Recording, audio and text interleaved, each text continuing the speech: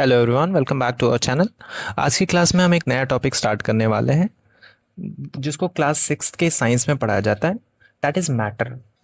ये class six के बच्चों के लिए भी इम्पोर्टेंट है और बाकी all those who are preparing for competition exam और other people who like to understand the fundamental concept, वो लोग भी समझ सकते हैं, देख सकते हैं। So let's start. क्या क्या देखने वाले हैं हम? सबसे पहले वाले स्लाइड में हम देखेंगे कि इस चैप्टर में हम क्या क्या पढ़ने वाले हैं। मैटर की डेफिनेशन क्या होती है, क्या होता है मैटर। अलग अलग स्टेट्स होते हैं मैटर के, उसके बारे में हम डिस्कस करेंगे। सॉलिड, लिक्विड्स, गैसेस के बारे में। उसके बाद हम मिक्सचर्स के बारे में बात करेंगे, प्योर सब्सटेंसेस और मिक्सचर्स के बारे में डिफरेंशिएट करेंगे और डिफरेंशिएट करना समझेंगे। नेक्स्ट हम बात करेंगे अलग अलग टाइप्स के मिक्सचर जो होते हैं उनके बारे में, और उनको सेपरेट करने के अलग अलग जो टेक्निक्स होती हैं उसके बारे में समझेंगे। हैंड पिकिंग, विनोइंग, जो हाथ से वाले मेथड्स हैं उनको, फिर उसके बाद मशीन्स वगैरह के और अलग अलग जो फिजिकल टेक्निक्स हैं, साइंटिफिक टेक्निक्स हैं, उसके बारे में भी समझेंगे। नेक्स्ट हम बात करेंगे जो मैग्नेटिक सेपरेशन है और चर्निंग है, जो घर में नॉर्मली रेगुलरली यूज़ होती है मेथड्स, उन सारी चीज़ों के बारे में डिस्कस करेंगे। नेक्स्ट उसके बाद एक एग्जाम्पल के साथ हम समझेंगे कि जो भी हमने चैप्टर में समझा है उसको एक एग्जाम्पल के साथ समझेंगे कि उसका real day to day life में कैसे इस्तेमाल है और कैसे वो कंसेप्ट और बाकी चीज़ों को समझने में हमारी हेल्प करता है। सो let's start with the very first topic, जिसमें कि हम देखेंगे कि मैटर की डेफिनेशन क्या होती है और वो अलग अलग जो कैटेगरीज होती हैं मैटर की वो क्या है। ओके, तो कोई भी चीज़ जिस जो स्पेस ले रही हो, जिसका एक मास हो, उसको हम मैटर की कैटेगरी में रखते हैं। एग्जाम्पल के तौर पे आप समझने की कोशिश करें तो टेबल, चेयर, फ्रिज, कूलर, आपकी वाटर बॉटल, आपका बैग, आपका पेंसिल, एवरीथिंग, क्योंकि इसके पास स्पेस है, इसके पास वेट है, इसका अपना एक मास है, वजन है, तो ये हम मैटर की कैटेगरी में रखते हैं। आपके बॉटल के अंदर जो पानी है दैट इज ऑल्सो मैटर। आप जो सांस ले रहे हो, जो हवा आप अंदर ले रहे हो, दैट इज ऑल्सो मैटर, क्योंकि no matter how small but उसका वजन है। आपके पूरे कमरे में जो हवा फैली हुई है वो भी एक स्पेस ले रही है, तो वो भी एक तरीके की मैटर ही हुई। ओके, छोटे छोटे पार्टिकल से बने रहते हैं मैटर, आप सब जानते हैं। बहुत बहुत टाइनी टाइनी पार्टिकल्स, अगर आप माइक्रोस्कोप के अंदर देखेंगे तो जो सबसे छोटे छोटे पार्टिकल्स होते हैं जिनको हम एटम्स कहते हैं। हालांकि एटम्स भी फर्दर डिवाइड किए जाते हैं 3 इलेक्ट्रॉन, न्यूट्रॉन, प्रोटॉन में।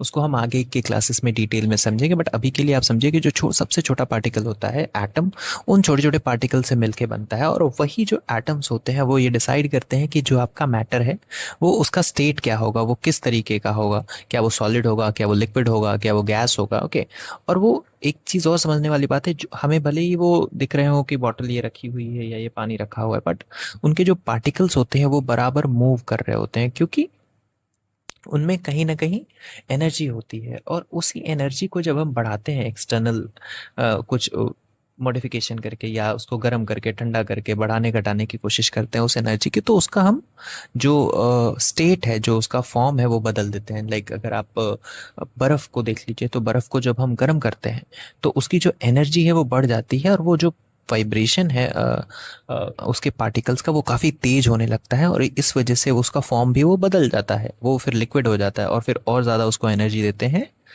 तो वो फिर गैस में कन्वर्ट हो जाता है, जिसको क्लास सिक्स के आगे हम बात करेंगे मैटर के अलग अलग स्टेट्स के बारे में। जो 3 कैटेगरीज में मैटर डिवाइड किया जाता है according to their physical features, उसके बारे में हम देखेंगे। 3 शेप्स होते हैं एक्चुअली। फिजिकल की बात करें तो सॉलिड, लिक्विड, गैस, और वो तीनों जो शेप होते हैं वो मॉलिक्यूल्स और एटम्स जो हैं, उसके जो छोटे छोटे अणु हैं, जो कण हैं, उनके एनर्जी लेवल्स पे डिपेंड करते हैं कि वो किस फॉर्म में है, वो कितना वाइब्रेट कर रहे हैं, कितना फ्रीली मूव कर रहे हैं।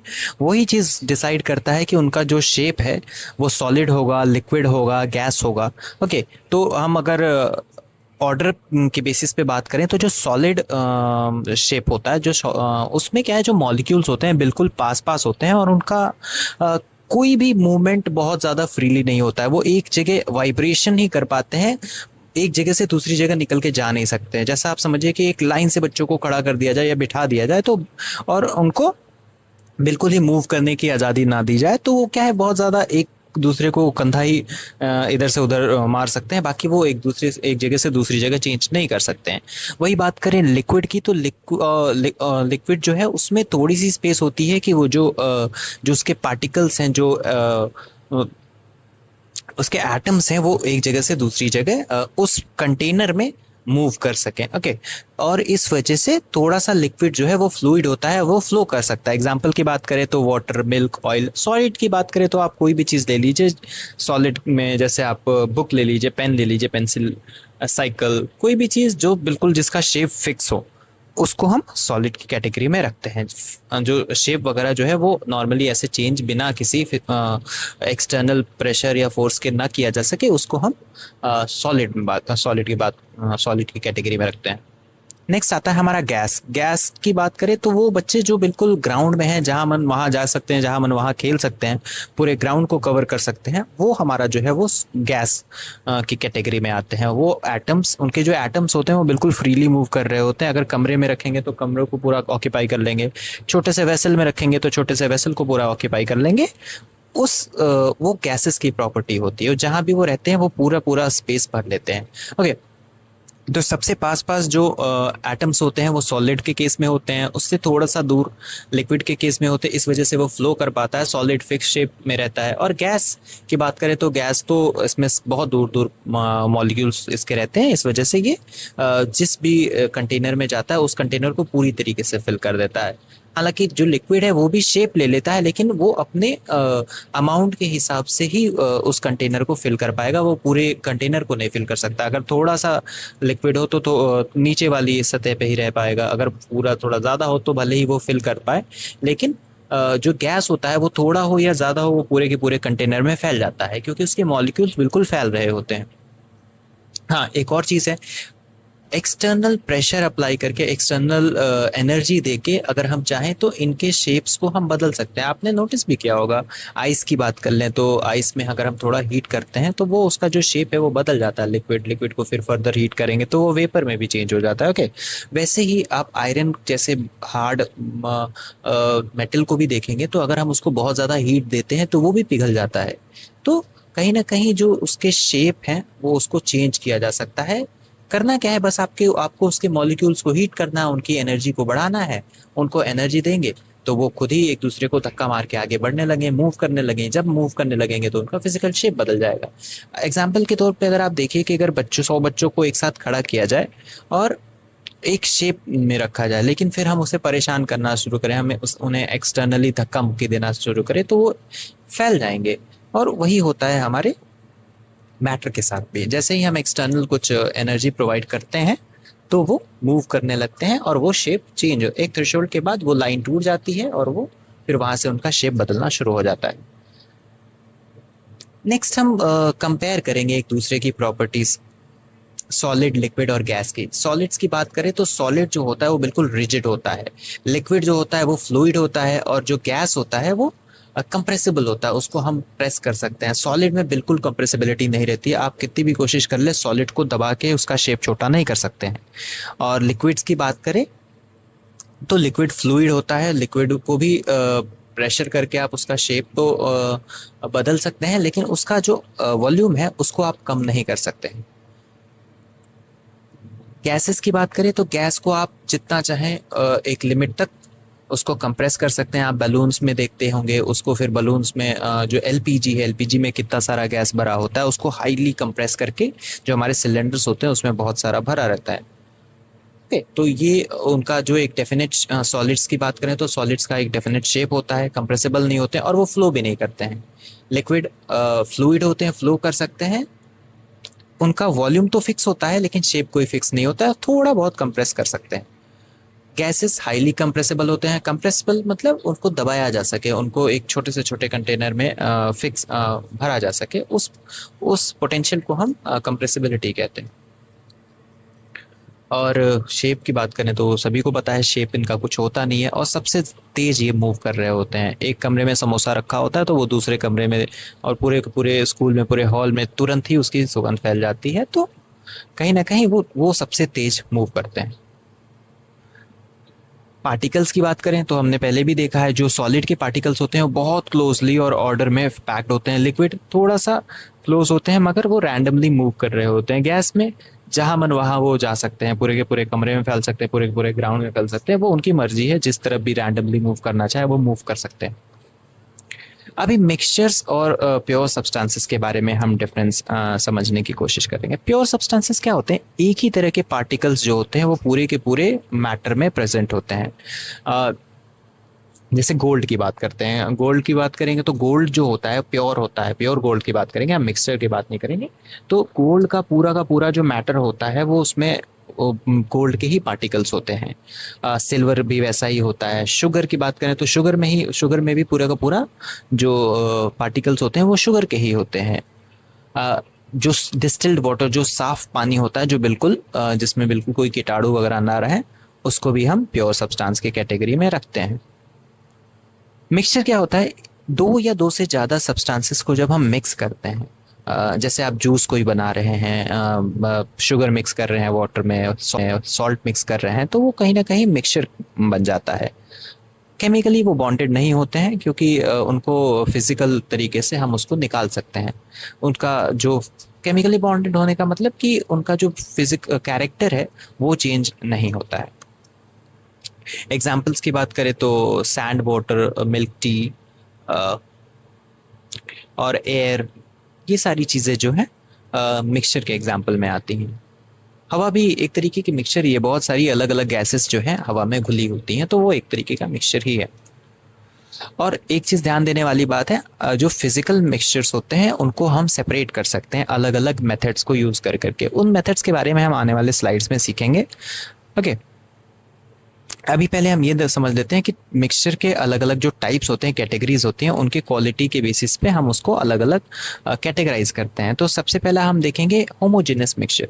जो होमोजेनस मिक्सचर होता है उसमें जो कंसंट्रेशन होता है वो बिल्कुल ही बराबर होता है। जैसे आप सॉल्ट और वाटर को मिलाने की कोशिश करिए, तो नमक जो घुला होता है, अगर आप एक बार पूरी तरीके से घोल दें उसको, तो चाहे आप किसी भी हिस्से से पानी उठा के पिए, वो घोल उठा के पिए, वो सोल्यूशन उठा के पिए, लेकिन आपको टेस्ट बिल्कुल वैसा का वैसा ही आता है।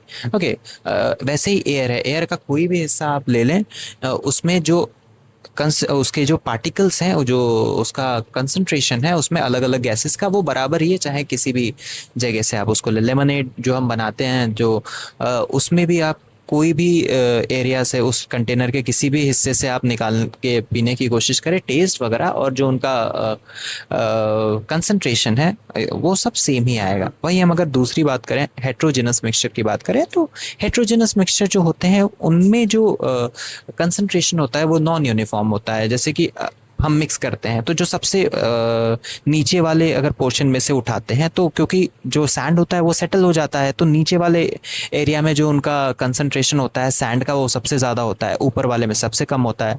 वही नीचे वाले एरिया में वाटर का कंसंट्रेशन ज़्यादा होगा, कम होगा सॉरी, और बाकी ऊपर वाले एरिया में सैंड का कंसंट्रेशन कम होगा। तो ये जो चीज़ें हैं वो अलग करती हैं। फ्रूट सैलड की बात करें तो वो भी यूनिफॉर्मली मिक्स नहीं होता है। अगर हम फ्रूट सैलड जब बनाते हैं तो कभी किसी एरिया में केला ज़्यादा होता है, कभी किसी एरिया में अमरूद ज़्यादा होता है। तो ये जो चीज़ें हैं वो हेट्रोजेनस मिक्सचर की कैटेगरी में आती हैं।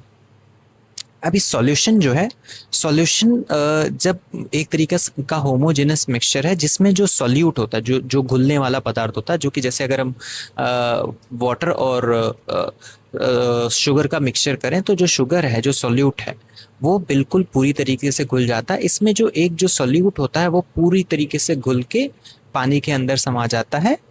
उस तरीके के मिक्सचर को हम सॉल्यूशन कहते हैं। ओके, वो भी एक तरीके का होमोजेनस मिक्सचर ही है। और जहाँ भी हम बाउंड्रीज डिसाइड कर पाते हैं, लाइक जैसे हमने सैंड के केस में हमें साफ साफ सैंड दिख रहा होता है, वो तभी दिख रहा है क्योंकि वो कहीं ना कहीं हेट्रोजेनस है, वो यूनिफॉर्म नहीं है। अगर वो यूनिफॉर्म होता तो हम सैंड को, एक सैंड का कंसंट्रेशन एक जगह ज़्यादा नहीं देख पाते, वो पूरी तरीके से बराबर तौर पे घुला होता। अगर आप पानी और तेल को कभी मिलाने की कोशिश करिए, आप घर पे भी ट्राई करिएगा, तो वो कभी घुलता नहीं है। वो भी एक तरीके का हेट्रोजेनस मिक्सचर ही है। वो पानी, जो ऑयल है वो ऊपर की तरफ आ जाता है, वो कहीं ना कहीं हेट्रोजेनस मिक्सचर का एग्जाम्पल है। अभी हम सेपरेट कैसे करते हैं, उसको अलग करने की जो टेक्निक्स हैं, क्योंकि मिक्सचर जो है वो कहीं ना कहीं कभी कभी तो हम इंटेंशनली मिलाते हैं, लेकिन कई बार हमारे जैसे चावल वगैरह में अलग अलग जो कंकड़ वगैरह रहते हैं, वो भी एक तरीके का मिक्सचर है जो कि हमें निकालना होता है। तो वो जो अनवांटेड सब्सटेंसेस होते हैं उन सारी चीज़ों को भी निकालने के लिए हम अलग अलग सेपरेशन टेक्निक्स का इस्तेमाल करते हैं। सेफ्टी की वजह से हम निकालते हैं। और जो यूज़फुल पार्ट है, जैसे कि दूध में से हम जो क्रीम निकालते हैं, दही में से जो बटर निकालते हैं, उन सारी चीज़ों के लिए भी हम अ, ये सारे मेथड्स का इस्तेमाल करते हैं। प्योरिटी को इंश्योर करने के लिए भी, जैसे हमने गोल्ड कहीं से एक्सट्रैक्ट किया तो उस गोल्ड को हम पूरी तरीके से प्योर करते हैं, तभी हम मार्केट में ले जाते हैं। पानी जो है, पानी की साफ़ सफाई करते हैं। हमारे यहाँ दूसरी बहुत सारी मशीनरी लगी होती हैं पानी को साफ़ करने के लिए। जो सॉल्ट भी हम एक्सट्रैक्ट करते हैं समंदर से, वो भी पूरी तरीके से साफ़ नहीं होता है, और उसको बहुत सारा मेथड्स के थ्रू प्योर करके हम फिर अपने यहाँ सेल के लिए भेजते हैं। और हर रोज की जो ज़िंदगी है उसमें भी बहुत सारे मेथड, जैसे जैसे मैंने आपको शुरुआत में जिक्र किया था, चावल में से जो कंकड़ हम निकालते हैं, जो हमारी मदर लोग, जो मदर या ग्रैंड मदर, पापा जिसके घर में जो भी खाना वगैरह बनाते होंगे, तो वो लोग जो आटे में से हम लोग हस्क जो निकालते हैं, वो चीज़ भी कहीं ना कहीं ये मेथड्स में ही आते हैं, सेपरेशन मेथड्स में। ओके, तो हम देखते हैं जो कॉमन मेथड्स है जो हमारे यहाँ यूज़ किए जाते हैं। सबसे पहले हमारा है हैंड पिकिंग।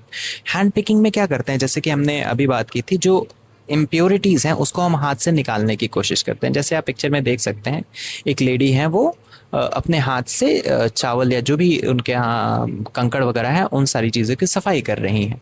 ओके, विनोइंग के केस में क्या करते हैं, अभी देखिए, जैसे एग्जांपल के तौर पे स्टोन्स जो है राइस में से निकालते हैं, मिर्च में से जो गंदगी निकालते हैं, वो सारी चीज़ें जो हैं। अब ये कब बेस्ट होते हैं, जो जब इम्प्योरिटीज़ जो होती हैं, जो गंदगी होती है, वो थोड़ी होती है, और जो उनका साइज़ होता है और कलर होता है वो काफ़ी अलग होता है, तो वो निकालने में भी आसान होता है और वो ईजिली देख भी लिया जाता है, तो इस वजह से वो निकाल लिए जाते हैं। ओके, अभी विनोइंग क्या होता है। विनोइंग आपने गांव वगैरह में देखा होगा, या कभी जब हार्वेस्ट का सीज़न आता है तो आप देखते होंगे कि बड़ी बड़ी मशीनरीज लगी होती हैं, जो फैंस होते हैं, वो ज़ोर ज़ोर से फ़ैन कर रहे होते हैं, और जो लोग उनके सामने मजदूर वगैरह या जो भी किसान हैं, वो वहाँ पे जो भी प्रोड्यूस होता है उसको गिराते हैं, और जो उनका उसका हस्क होता है, जो उसकी इम्प्योरिटीज़ होती हैं, वो कहीं ना कहीं उड़ के दूर चली जाती है, क्योंकि वो हल्का होता है तो हवा के कारण वो दूर चली जाती है, और जो हमारा ग्रेन्स होते हैं वो नीचे की तरफ ही गिर जाते हैं। ओके, तो वो भी एक तरीके का मेथड है जिसको हम विनोइंग कहते हैं। इसमें फैन करके जो इम्प्योरिटीज़ हैं उनको दूर निकाल दिया जाता है हवा के कारण, और बाकी जो हमारे जो रिक्वायर्ड मटेरियल्स होते हैं, जो हमारे ग्रेन्स होते हैं, वो पास में ही गिर जाते हैं।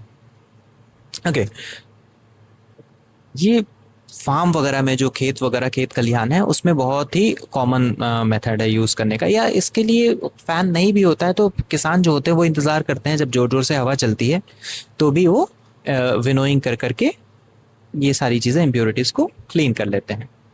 उसके बाद सीविंग, फिल्ट्रेशन, डिकेंटेशन के बारे में हम देखेंगे। सीविंग क्या होता है, जो छन्नी नॉर्मली हम यूज़ करते हैं, जैसे जो आटा चालते हैं हम लोग, वो एक तरीके की sieving method of cleaning impurities है।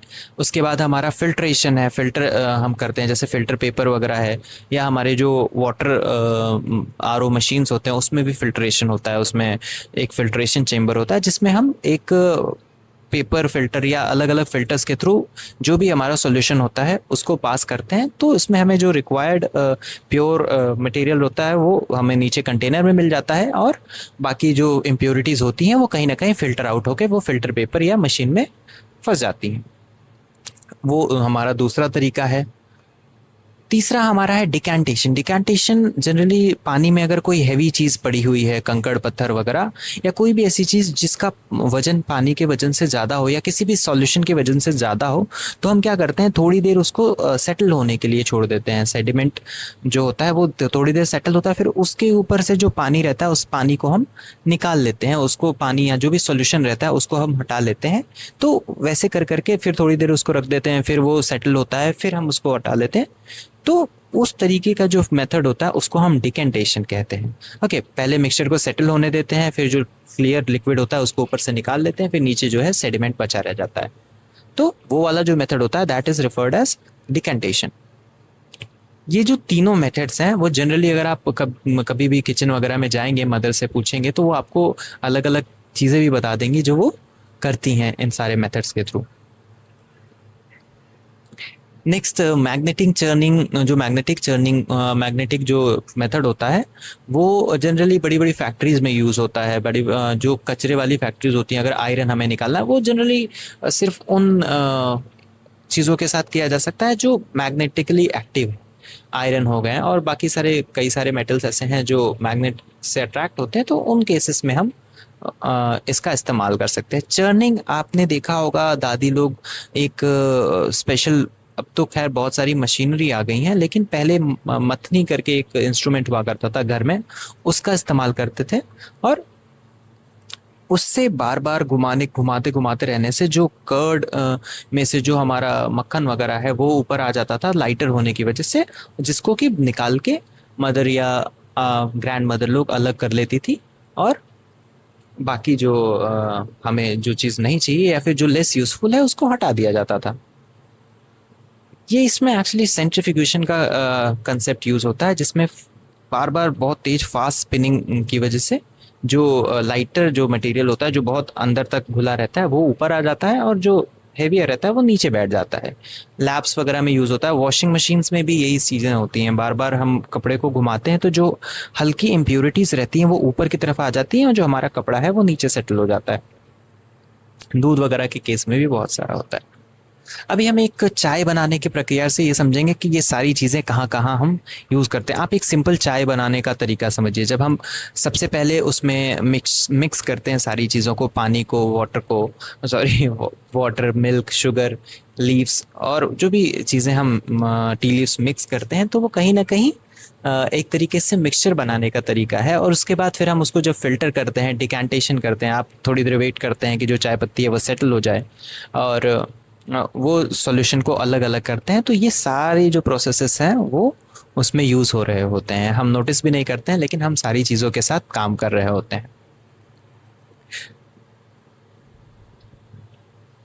जैसे उसमें इवापोरेशन भी, उसमें स्टेट भी चेंज हो रहा होता है। जो हमारा दूध है, जो पानी है, वो कहीं ना कहीं भाप बन के ऊपर उड़ रहा होता है, और जो मिक्सचर है वो नीचे की तरफ हो जाता है। और फिर उसके बाद हम उसको फिल्टर करते हैं, उसमें शुगर मिलाते हैं, सॉल्यूशन बनाते हैं, हम उसको फिर पी जाते हैं। ओके, तो ये सारी चीज़ें जो हमारी हैं, ये हमारा जो चैप्टर है यहीं पे ख़त्म होता है। इसमें हमने जो जो चीज़ें सीखी, आप एक बारी मैं नोट्स वगैरह भी ऐड कर दूंगा नीचे डिस्क्रिप्शन में, आप चाहें तो वहाँ से भी डाउनलोड कर सकते हैं, और आप चाहें तो पीछे जाके एक बार फिर से रिकैप भी कर सकते हैं। क्या क्या चीज़ें हमने देखी थी मैटर के बारे में, जो तीनों स्टेट्स होते हैं, होमोजेनस, हेट्रोजेनस, और अलग अलग जो मेथड्स होते हैं मिक्सचर को अलग करने के, उसके बारे में भी हमने काफ़ी कुछ सीखा।